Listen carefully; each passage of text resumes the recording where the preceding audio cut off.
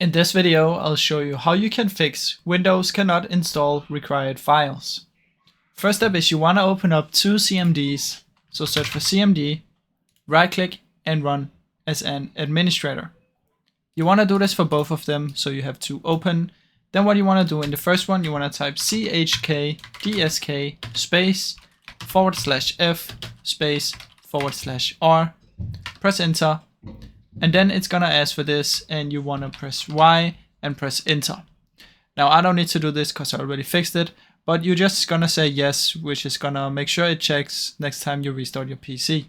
So press Y and press enter, and it's gonna confirm it. Then on the other one, you wanna type sfc space /scan now and press enter.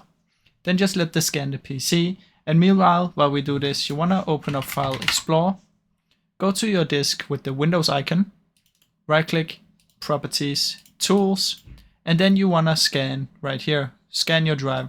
So scan that, press apply and OK.